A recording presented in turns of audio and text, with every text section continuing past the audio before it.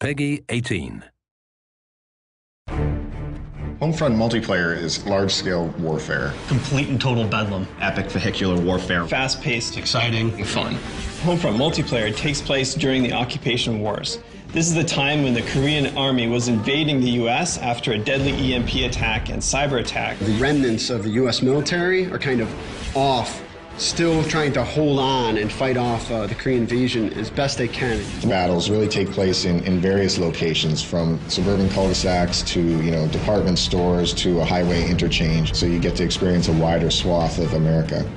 The multiplayer design goals really stems from wanting to build a large-scale warfare experience to really be the category leader in that audience. Make it accessible, make it intuitive, but most of all, make it a lot of fun. So you have infantry, you have drones, you have tanks, LAVs, helicopters, all those brought together in the battlefields. There's a lot of action going on. When you play Homefront, there's a tank rolling in, getting blown up, there's a helicopter overhead. We want to bring all those tools together into a really tight, cohesive package. What we're really trying to do is make the game play different than any FPS that you played before.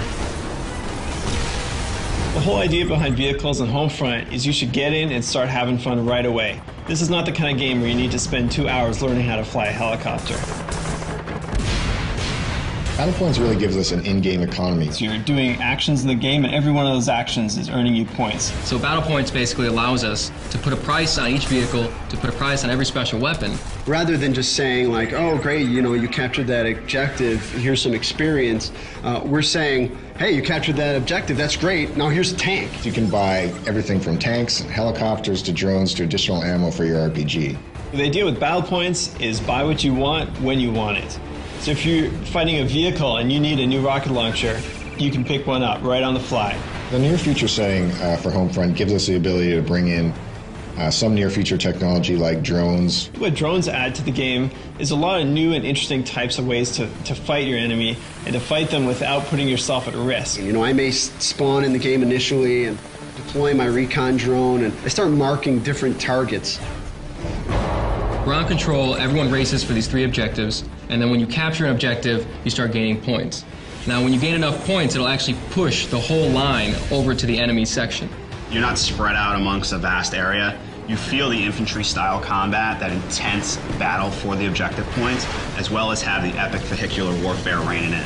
Ground control is different from other objective-based game modes because you get to fight over new spaces. The objectives will move to different locations, and you'll have to use new strategies when you get to those areas. So in essence, you're not just playing on the same map for 12 to 15 minutes, you're playing on 2 or 3 different maps, because all the gameplay is localized around those objective points. And as players start earning points, you're going to start seeing some tanks on the field, some helicopters. The battlefield evolves in a way that you see something different every minute that you're playing.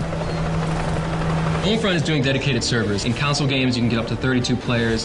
In PC, obviously, it's even more important to have dedicated servers.